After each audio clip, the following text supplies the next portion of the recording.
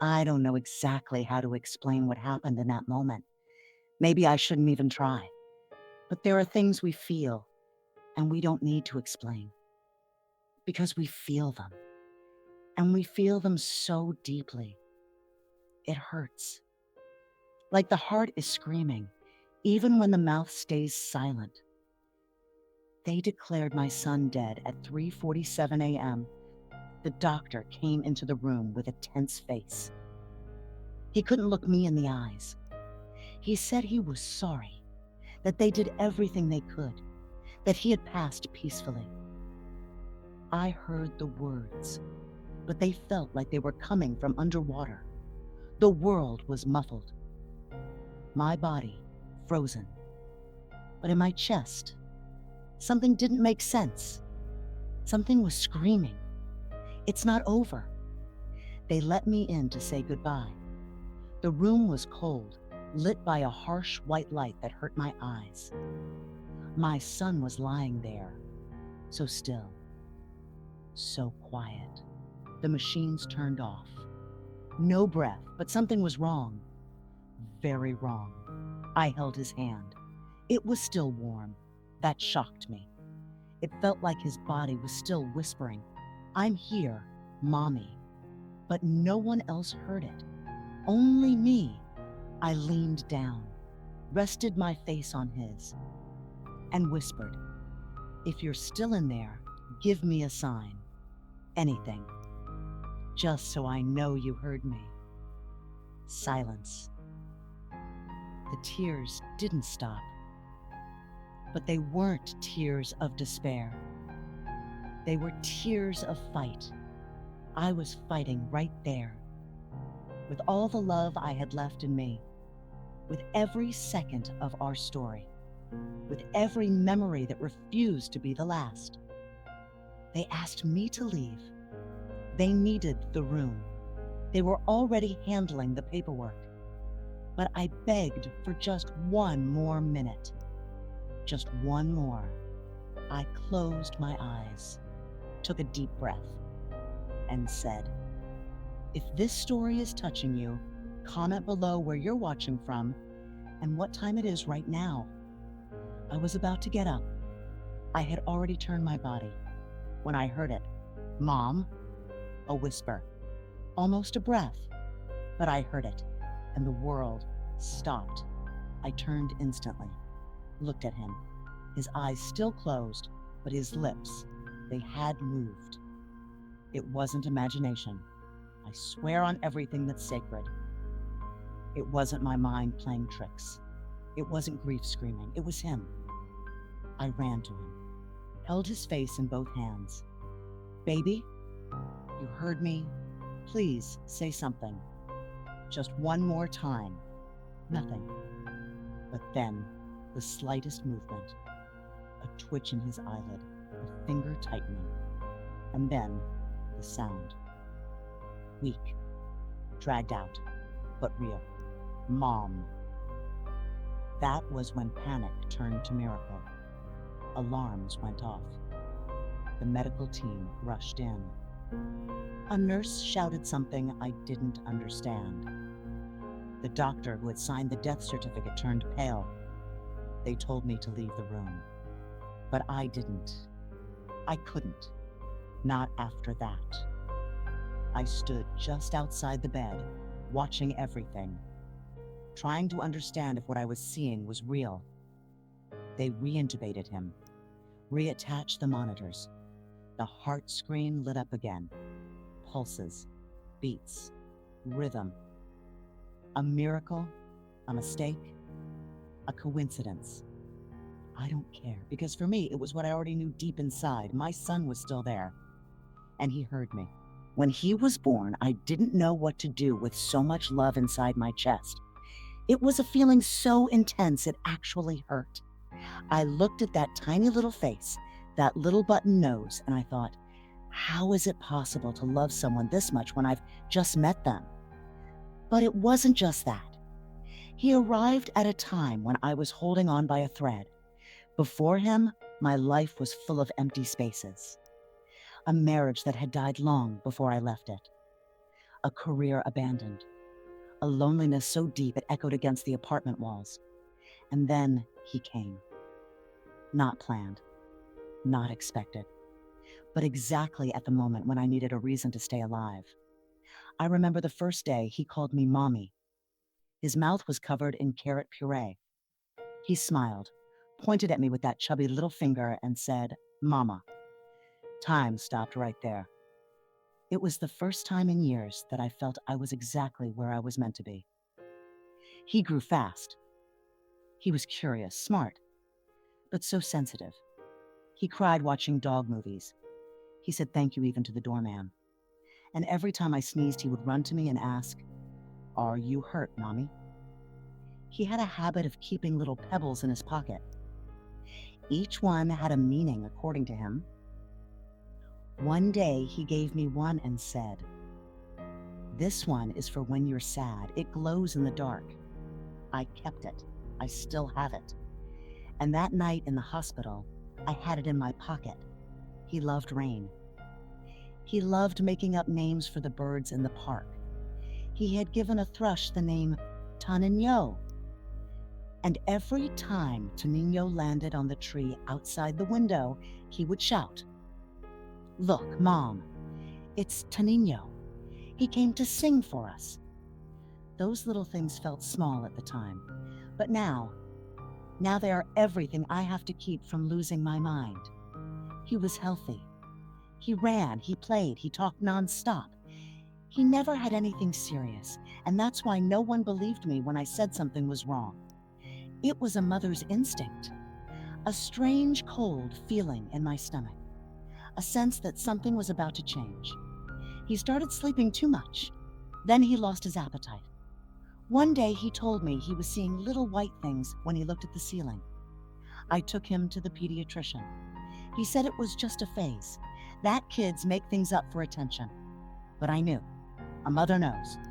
I went home with him in my arms, trying to swallow a fear that wouldn't leave.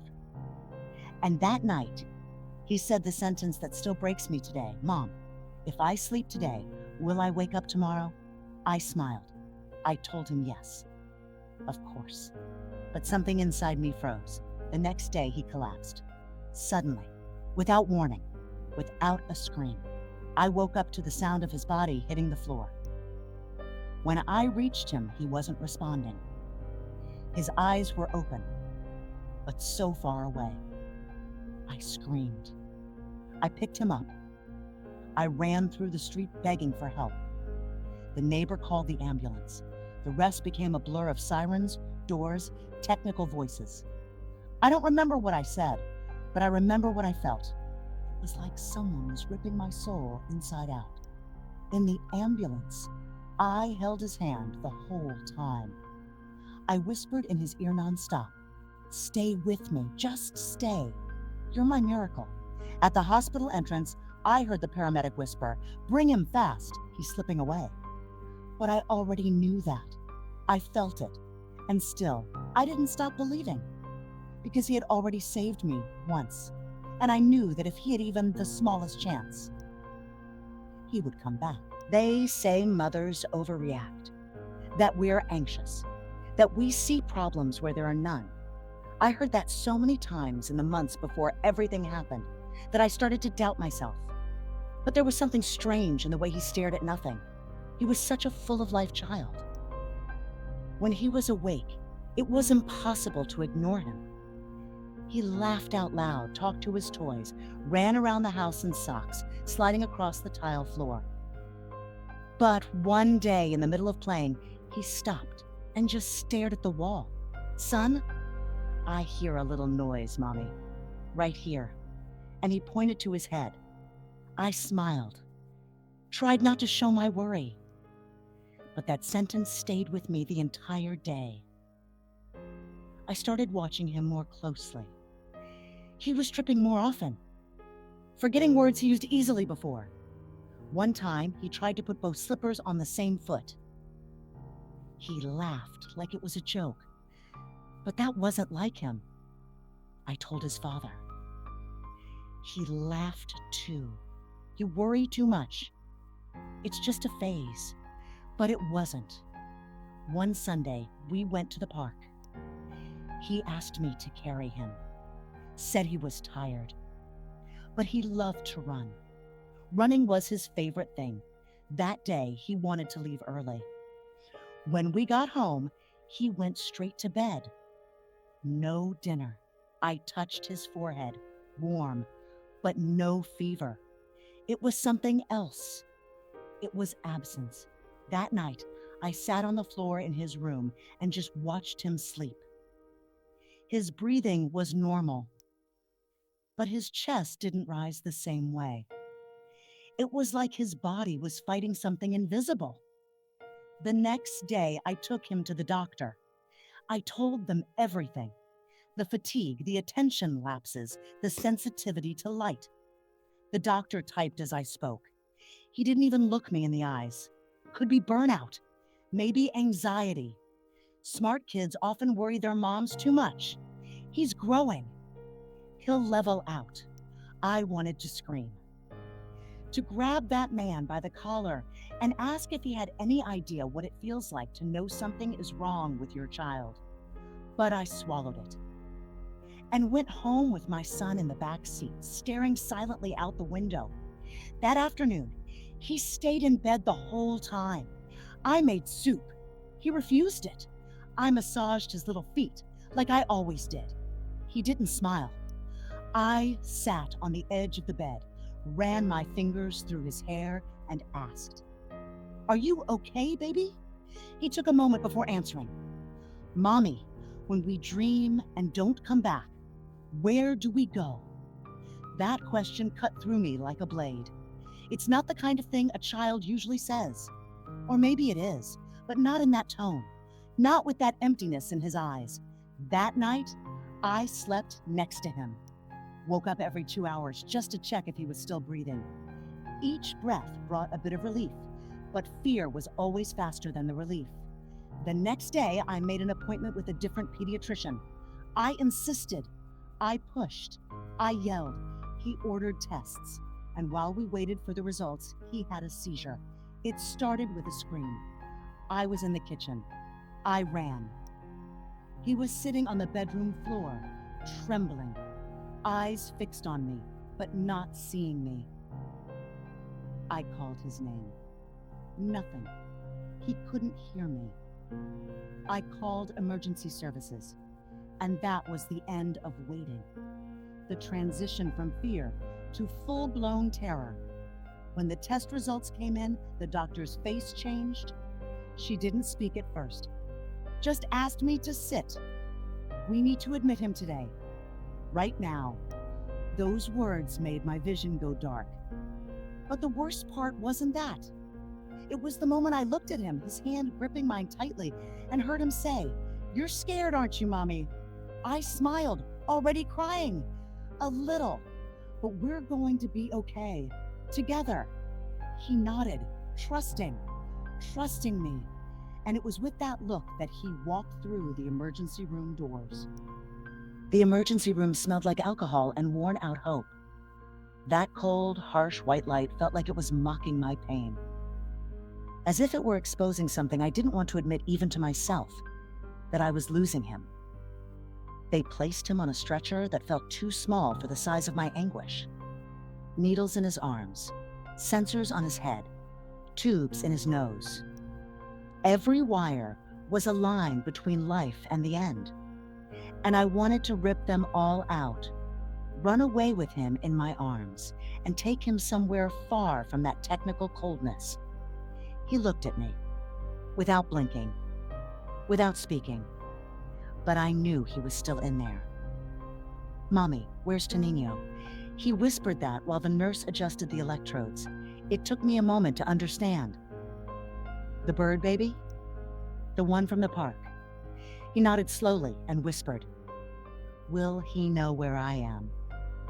My heart collapsed inside my chest. That wasn't an innocent question. It was a cry for help. It was pure fear. The doctor pulled me aside. Her expression was controlled, professional, but her eyes were trembling. "The test shows a severe inflammation in the brain. Rare. We're fighting against time." I asked what caused it. She answered with silence. They moved him to the ICU. Strict visiting limits. Rotating hours, rules, distance, but I never left. I stayed in the waiting room for 3 nights, sitting with his backpack on my lap. The same backpack where he carried his toy cars, his poorly colored drawings, and the little stone that glows in the dark. I prayed, not to a specific God. I prayed to the universe, to time, to chance. I begged to hear Mom again. Just once more. One last time. On the morning of the 4th day, they let me in for 15 minutes. I walked in with sweaty hands and my heart beating in my throat. He was there. But he wasn't. That body wasn't my son. It was a shell. Eyes closed. Mouth slightly open. Skin pale, nothing like the child who used to run barefoot after birds. I held his hand, sat beside him, and began to talk. I talked about Tanino, about the soup he loved, about our promise to go to the zoo during vacation. Do you remember, baby? You promised me you'd see the lion up close. I waited. Nothing. I brought your little stone. It still glows. You know? Nothing. You're my miracle boy. The boy who came when everything felt lost. And you're not leaving now. Can you hear me? Minutes later, they asked me to leave. I went to the bathroom, locked the door. And there I fell apart. I sat on the floor, hugged my knees, and cried until I couldn't breathe. But even in the middle of that breakdown, there was something inside me that refused to accept it. A seed of resistance that no statistic could uproot. On the 5th day, the doctors gathered the team. They called me in with too much softness, the kind of softness that comes right before tragedy. He entered a critical state. Brain activity is minimal. But it's still there, I asked. The doctor hesitated. It is, but insignificant. That word offended me. Insignificant. Nothing that came from him could ever be insignificant. Not a breath, not a sigh, not a blink. I asked what would happen next. We'll keep him under observation for 24 hours. If there's no response, we'll discuss withdrawing support. Withdrawing support, a cruel euphemism for turning off the machines. Night fell, and the hospital became quieter than ever. They let me sleep on an old couch in the ICU hallway. But I didn't sleep. I stayed listening to the monitors. Each beep felt like a heartbeat outside the body. At 3 a.m., they let me in for 10 minutes. I walked in slowly, touched his hair, kissed his cold forehead. I know you're in there, even if everyone says otherwise. I talked about school, about the drawings he loved to make. And then I started to sing. The same song I used to sing when he was little and afraid of thunderstorms. The lyrics came out broken, but they came out. When it was time to leave, I looked at him one last time and whispered, "If you can still hear me, call me. Even if it's only in my heart, but call me." And I walked out, with my chest in pieces, but still believing. The next morning, they called me in early. Too early. The kind of early that never brings good news. The hallway was empty as I walked through. Only the sound of my footsteps and that cruel hospital echo. Like every step was a reminder that something inside you is about to break. On the other side of the glass door, the doctors were gathered. I saw from a distance the serious expressions, the paper in the neurologist's hand. There was a different kind of weight in the air, and even before anyone spoke, I knew. "We need to talk about the next steps," he said. I took a deep breath, sat down, listened. Each word hit like a soft punch. He's taken a turn for the worse. His brain activity has decreased even further. So now what? My voice came out barely audible. We believe it's time to consider discontinuing life support. Discontinuing life support. They always say it so carefully, as if the gentleness of the words could soften the brutality of what they truly mean. They declared him dead at 3:47 a.m. I signed the papers like a robot. The pen trembled, but my hand followed through. Because at that moment, everything in me was screaming that this couldn't be right. They asked me to go in and say goodbye. Told me I'd have a few minutes before his body would be taken. That it was important. That it was part of the grieving process. But I wasn't grieving. I was standing. The room was the same. But it wasn't. He was there. Still. Tubes removed. Sheets neatly arranged. His body covered up to the chest. Head turned slightly to the side, as if he were sleeping. I walked in. The silence was so deep. My own thoughts were too loud. My mouth was dry. My legs shaking. But I moved. I touched his face. Still warm. Held his hand. And with the other, I reached into my pocket and pulled out the little stone, the one he gave me on our first walk to the park. The one that glows in the dark. I placed it between his fingers. I brought your light, my love. I sat by the bed, rested my head near his, closed my eyes, and I started to talk. Softly, as if he were just sleeping. I know it looks like it's over. But if you're still in there, if there's any little piece of you that can hear me, come back to me. Even just for a moment. Even just to let me know you heard me. Minutes passed. Then the door opened. Ma'am, we need to clear the room. I nodded. Slowly, but asked for one more minute. I stood up, looked at him, leaned down and kissed his forehead. I love you more than anything. If you have to go, let me know. But if there's still a fight inside you, call me. I took 2 steps toward the door. Didn't look back. I knew if I did, that's when it happened. That's when, Mom, the voice. Faint. Almost a whisper. But mine. His. I froze. I turned immediately. Ran to him. Baby? You spoke? He moved his lips again. Mom. The door was still open. A nurse peeked in and her eyes went wide. Doctor. Call the doctor now. Chaos returned. Doctors ran in. Alarms went off.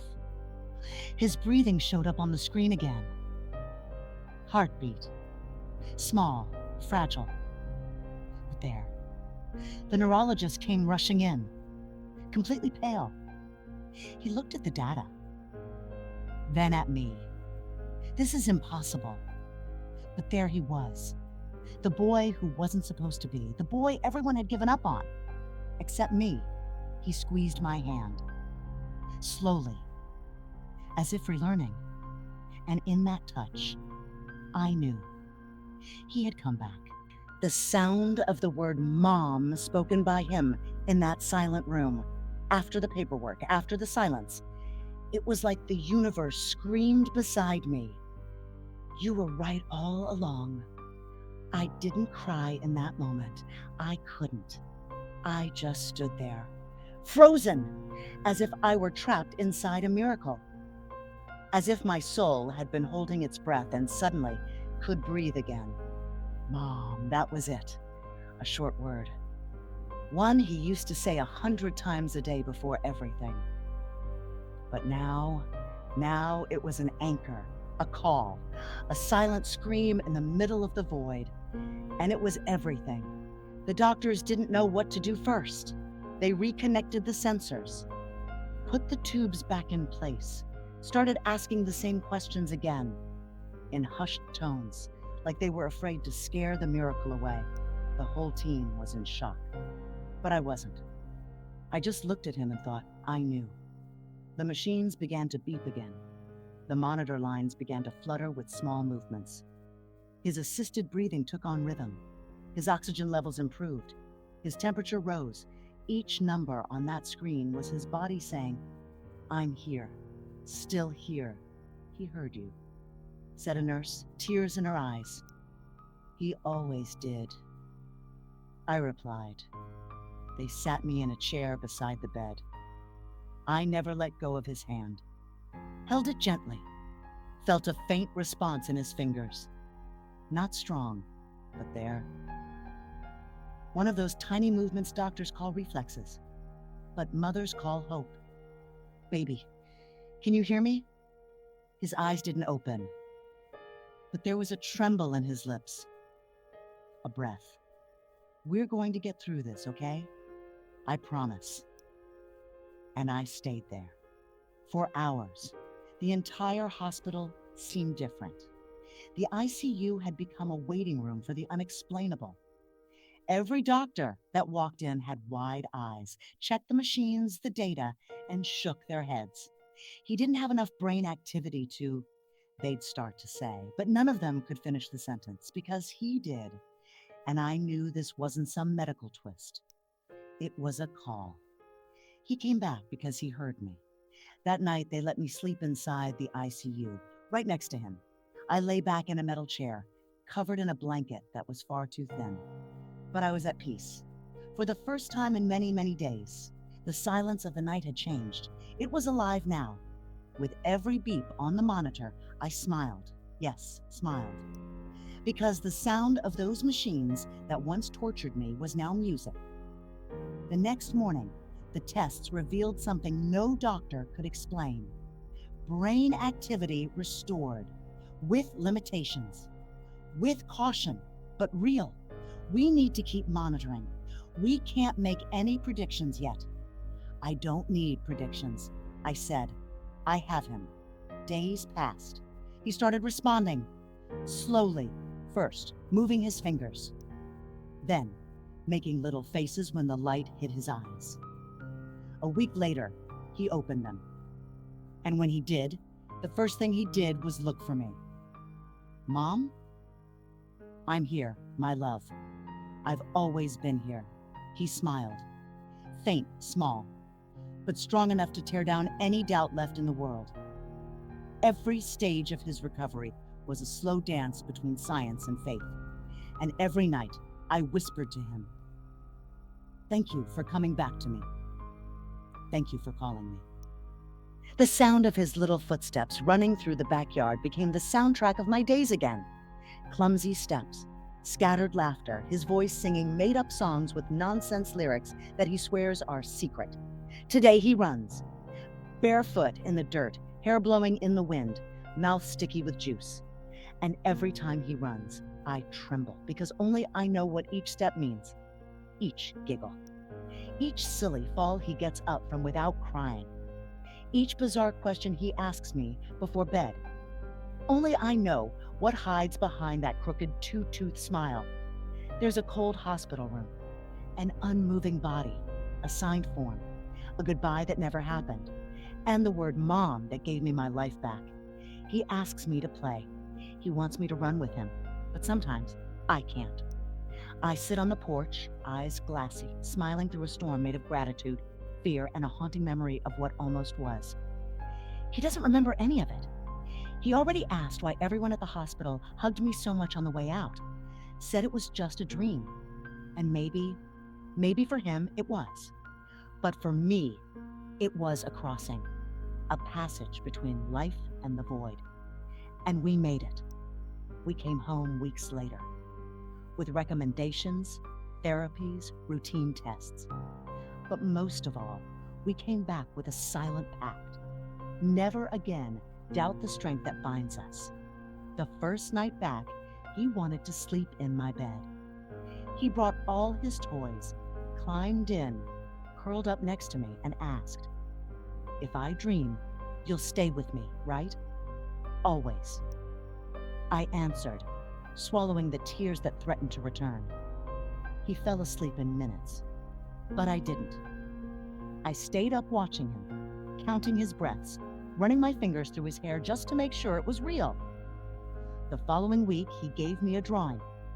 It was him, me, and a huge bird with golden wings. "Who's this baby?" "It's Tanino. He found me in the dark place and brought me back."